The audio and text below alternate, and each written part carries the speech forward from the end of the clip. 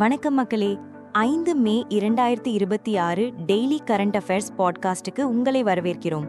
நான் நிலா, ஸ்கோர் கிளவர்லிருந்து உங்க current affairs expert. Hello everyone, நான் சிவி. நானும் ஸ்கோர் கிளவர்ல இருந்து உங்க கரண்ட் அஃபேர்ஸ் எக்ஸ்பர்ட் தான்.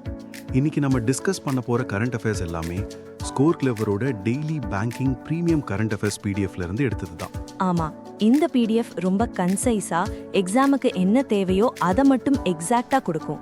மற்ற டாப் கரண்ட் அஃபேர்ஸ் சோர்சஸை விட இது ரொம்பவே பெட்டரா பெர்ஃபார்ம் பண்ணுது. எக்ஸாக்ட்லி. சமீபத்தில் நடந்த பேங்க் எக்ஸாம்ஸ்ல டோட்டல் கொஸ்டின்ஸ்ல அரவுண்ட் 80% கொஸ்டின்ஸ் நம்ம ஸ்கோர் கிளவர் கவர் பண்ணியிருக்கு.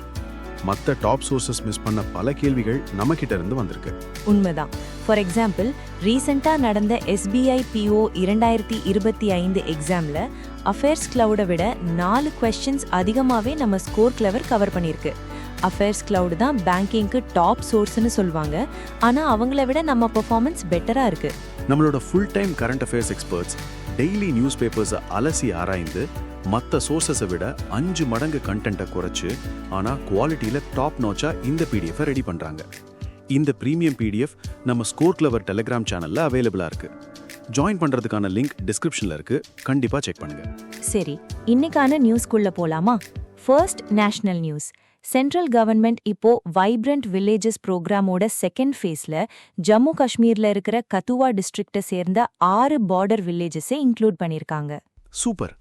இந்த வைப்ரண்ட் வில்லேஜஸ் ப்ரோக்ராம் அப்படின்னா என்னன்னு ஆஸ்பிரன்ஸ்க்கு சுருக்கமா சொல்லிடலாம்.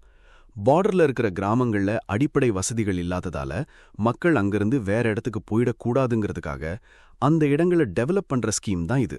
Perfect explanation. இந்த செகண்ட் ஃபேஸ்ல ஆட் பண்ண அந்த 6 கிராமங்கள் பேர் சொல்றேன், நோட் பண்ணிக்கோங்க.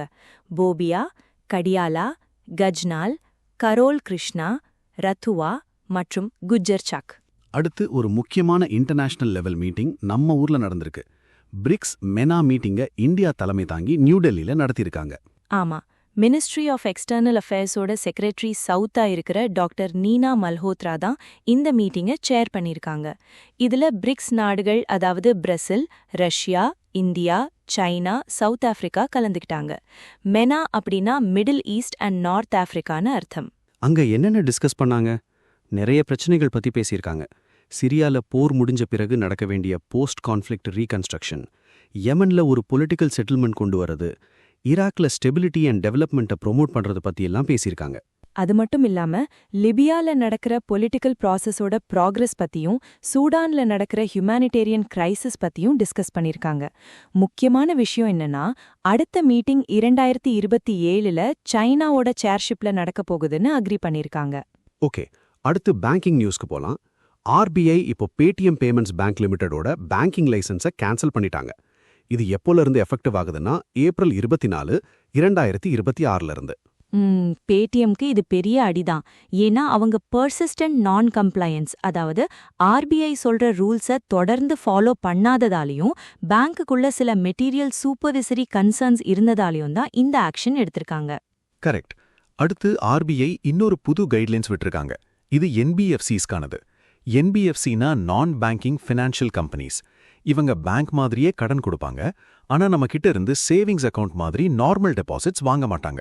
ஆமா, இந்த கைட்லைன்ஸோட பேர் RBI non banking financial companies registration, exemptions and framework for scale based regulation amendment directions 2026.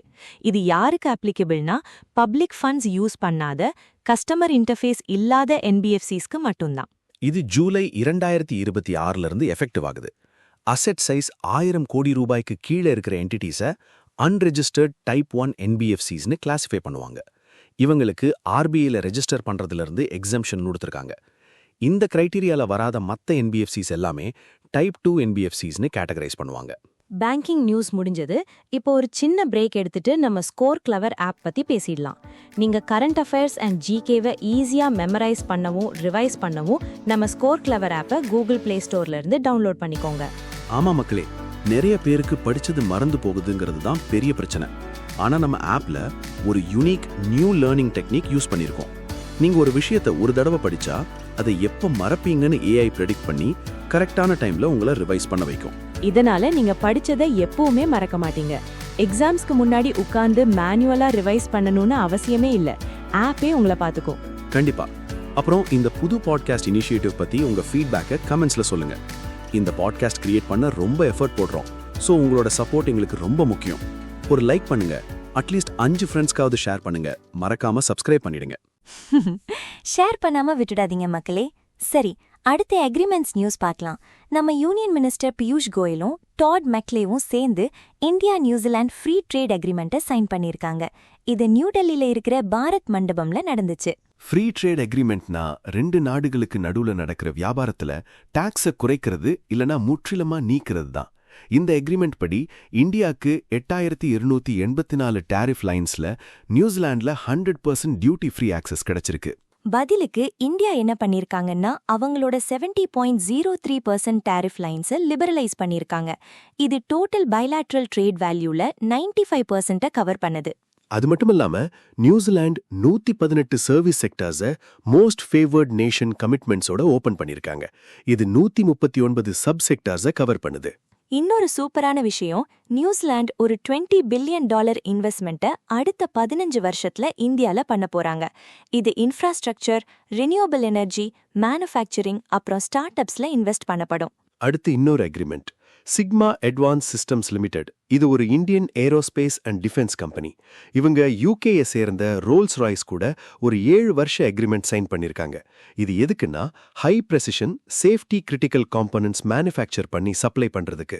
இந்த கான்ட்ராக்டோட வேல்யூ 3800 கோடி ரூபாய், அதாவது நியர்லி 300 மில்லியன் பவுண்ட்ஸ். இந்த காம்போனன்ட்ஸ் எல்லாமே ரோல்ஸ் ராய்ஸோட குளோபல் ஏரோஸ்பேஸ் ப்ரோக்ராம்ஸ்ல யூஸ் பண்ண போறாங்க. ஓகே, அடுத்து ரிப்போர்ட் செக்ஷன். சிப்ரி ரிப்போர்ட் ஒன்று ரிலீஸ் பண்ணியிருக்காங்க. அதோட title trends in world military expenditure 2025. இது SIPRI fact sheet April 2026 publish ஆகியிருக்கு. சிப்ரினா உலக நாடுகள் அவங்க ராணுவத்துக்கு எவ்வளவு செலவு பண்றாங்கன்னு ட்ராக் பண்ற ஒரு அமைப்பு. இந்த ரிப்போர்ட் படி 2025ல குளோபலா லார்ஜஸ்ட் மிலிட்ரி ஸ்பெண்டர்ஸ்ல இந்தியா 5வது ரேங்க்ல இருக்காங்க. இந்தியாவோட டிஃபென்ஸ் எக்ஸ்பெண்டிச்சர் $92.1 பில்லியன் ரீச் பண்ணிருக்கு. இது போன வருஷத்தை விட 8.9% அதிகம். டோட்டல் குளோபல் மிலிட்ரி ஸ்பெண்டிங்ல இது 3.2% அக்கவுண்ட்ஸ் ஆகுது. அப்போ ஃபர்ஸ்ட் ரேங்க் யாருன்னு கேப்பீங்க? நிச்சயமா USA தான். அவங்க $954 பில்லியன் செலவு பண்ணி ஃபர்ஸ்ட் பிளேஸ்ல இருக்காங்க. அவங்களுக்கு அடுத்து சைனா, ரஷ்யா அப்புறம் ஜெர்மனி இருக்காங்க. அடுத்து இன்டர்நேஷனல் நியூஸ்.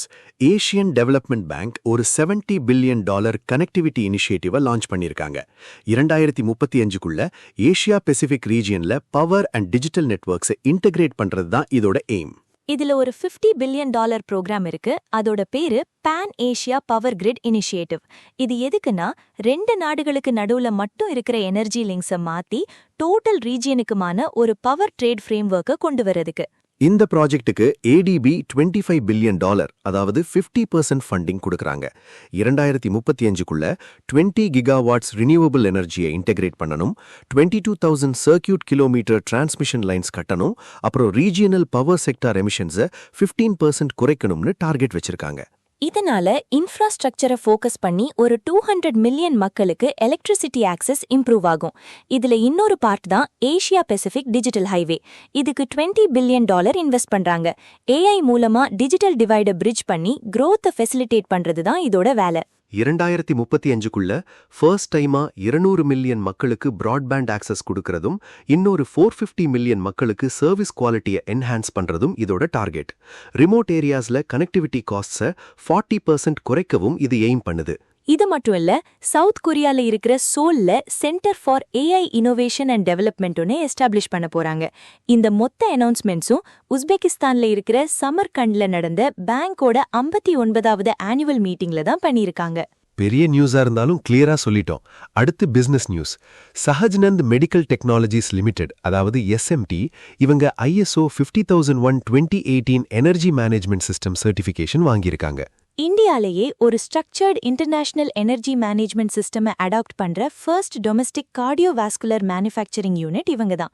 ஹார்ட் சம்பந்தப்பட்ட டிவைசஸ் ப்ரொடியூஸ் பண்ற கம்பெனி இது. இந்த சர்டிஃபிகேஷன் குஜராத்ல இருக்கிற சூரத் அப்புறம் தெலுங்கானால இருக்கிற ஹைதராபாத்ல அமைஞ்சிருக்கிற அவங்களோட மேனுஃபேக்சரிங் ஃபெசிலிட்டிஸ்க்கு அப்ளை ஆகும். ISO 50001 அப்படிங்கிறது எனர்ஜி மேனேஜ்மெண்ட் சிஸ்டமை எஸ்டாப்ளிஷ் பண்ணி மெயின்டைன் பண்ணி என்ஹான்ஸ் பண்றதுக்கான ஒரு இன்டர்நேஷனல் ஃப்ரேம்வொர்க். அடுத்த பிசினஸ் நியூஸ் ஒரு mega project. Union minister Ashwini Vaishnaw அப்புறம் Andhra Pradesh chief minister N Chandrababu Naidu 2 பேரும் சேர்ந்து கூகுள் கிளவுட் இந்தியா ஏஐ ஹபுக்கு ஃபவுண்டேஷன் ஸ்டோன் நாட்டியிருக்காங்க. இது விசாகப்பட்டினம்ல இருக்கிற தர்லுவாடால வரப்போகுது. இதோட வேல்யூ $15 பில்லியன், அதாவது இந்திய மதிப்புல 1.35 லட்சம் கோடி ரூபாய். இந்தியால நடக்கிற largest single foreign direct investment, அதாவது எஃப்டிஐ இதுதான். வெளிநாட்டுல இருந்து நேரடியா ஒரு நாட்டுல இன்வெஸ்ட் பண்றது தான் எஃப்டிஐ. இந்த ப்ராஜெக்டை Raiden Infotech India private limited manage பண்ண போனாங்க. இவங்க கூகுளோட ஒரு சப்சிடரி கம்பெனி. இவங்க அடானி கானெக்ஸ் மற்றும் என்எக்ஸ்ட்ரா பை ஏர்டெல் கூட சேர்ந்து ஒர்க் பண்ணுவாங்க. அடானி கானெக்ஸ்ங்கிறது அடானி என்டர்பிரைசஸ் மற்றும் எட்ஜ் கானெக்ஸோட ஜாயிண்ட் வெஞ்சர். இந்த ப்ராஜெக்ட் 5 இயர்ஸ்ல கம்ப்ளீட் ஆகிடும். இதோட கெப்பாசிட்டி 1 கிகாவாட் இருக்கும். இது இந்தியாலேயே one of the largest AI focused data சென்டர்ஸா இருக்க போகுது. சூப்பர். அடுத்து சயின்ஸ் நியூஸ். பிக்சல் கம்பெனி இப்போ சர்வம் கூட பார்ட்னர் ஆகியிருக்காங்க. இந்தியாவோட ஃபர்ஸ்ட் ஆர்பிட்டல் டேட்டா சென்டர் சேட்டலைட்டை டெவலப் பண்ணி ஆப்ரேட் பண்றதுக்கு தான் இந்த பார்ட்னர்ஷிப். இந்த சேட்டலைட்டோட பேரு பாத்ஃபைண்டர். இது ஒரு 200 kg கிளாஸ் ஸ்பேஸ் கிராஃப்ட். 2026ஓட 4th குவார்ட்டர்ல இது ஆர்பிட்ல டிப்ளாய் பண்ணப்படும்னு ப்ராஜெக்ட் பண்ணியிருக்காங்க. இதுல பிக்சல் என்ன பண்ணுவாங்கன்னா சேட்டலைட்டோட டிசைன், கன்ஸ்ட்ரக்ஷன் மற்றும் லான்ச்சை பார்த்துக்குவாங்க. சர்வம் ஒரு ஏஐ ஃப்ரேம்வொர்க்கை இன்டிகிரேட் பண்ணுவாங்க. இதனால ஃபுல் ஸ்டாக் லாங்குவேஜ் மாடல்ஸ் மூலமா ஸ்பேஸ்லேயே, அதாவது on orbit training and inference பண்ண முடியும். வாவ், ஸ்பேஸ்லேயே ஏஐ, செம்ம டெவலப்மெண்ட். அடுத்து ஸ்டேட் நியூஸ் பார்க்கலாம். மகாராஷ்டிரா கேபினெட் அவங்களோட ஏஐ பாலிசி 2026 அப்ரூவ் பண்ணியிருக்காங்க. ஸ்டேட்ல டெக்னாலஜிக்கல் growth அண்ட் இன்ஃப்ராஸ்ட்ரக்சர் டெவலப்மெண்ட்டை ஃபாஸ்டர் பண்றதுக்காக தான் இந்த பாலிசி. இந்த பாலிசி மூலமா 10,000 கோடி ரூபாய் இன்வெஸ்ட்மெண்ட் அட்ராக்ட் பண்ணவும் 2031க்குள்ள 1.5 லட்சம் எம்ப்ளாய்மெண்ட் ஆப்பர்ச்சுனிட்டிஸ் ஜெனரேட் பண்ணவும் எய்ம் பண்றாங்க. இதுல இன்னோவேஷன் சென்டர்ஸ் எஸ்டாப்ளிஷ் பண்றதும் ஏஐ ட்ரிவன் எக்கனாமிக் எக்ஸ்பான்ஷனுக்கு சப்போர்ட் பண்ற மாதிரி ஸ்கில் ட்ரைனிங் ப்ரோக்ராம்ஸ் இம்ப்ளிமெண்ட் பண்றதும் தான் மெயின் ஃபோக்கஸ். ஃபைனலா appointments news. Government of India இப்போ நீத்தி ஆயோக்ல புதுசா 2 ஃபுல் டைம் மெம்பர்ஸை அப்பாயிண்ட் பண்ணியிருக்காங்க. அவங்க பேரு டாக்டர் ஆர் பாலசுப்ரமணியம் மற்றும் டாக்டர் ஜோரம் அனியா. அவ்வளவுதான் மக்களே, இன்னைக்கான கரண்ட் அஃபேர்ஸ் எல்லாமே டீட்டெயில்டா பார்த்துட்டோம். ஆமா, பாட்காஸ்ட் முடிஞ்சிருச்சுன்னு அப்படியே போயிடாதீங்க. உங்களுக்காகவே டெலிகிராம்ல கரண்ட் அஃபேர்ஸ் லீக் டெய்லி இரவு 8 மணிக்கு நடக்குது. இது சும்மா குவிஸ் இல்ல, நம்ம கரண்ட் அஃபேர்ஸ்க்கான ஐபிஎல். மாசம் புது லீக் ஸ்டார்ட் ஆகும். மந்த் எண்ட் வரைக்கும் உங்க ஸ்கோர்ஸ் கவுண்ட் பண்ணப்படும். வின்னர்ஸ்க்கு எக்ஸைட்டிங் ரிவார்ட்ஸ் காத்துக்கிட்டு இருக்கு. சோ மிஸ் பண்ணாம கரண்ட் அஃபேர்ஸ் லீக் டெலிகிராம் சேனல்ல ஜாயின் பண்ணிடுங்க. லிங்க் டிஸ்கிரிப்ஷன்ல கொடுத்திருக்கோம். நாளையும் இதே மாதிரி சுவாரஸ்யமான கரண்ட் அஃபேர்ஸோட உங்களை சந்திக்கிறோம். Until then, keep preparing and stay positive. Bye. பாய் மக்களே.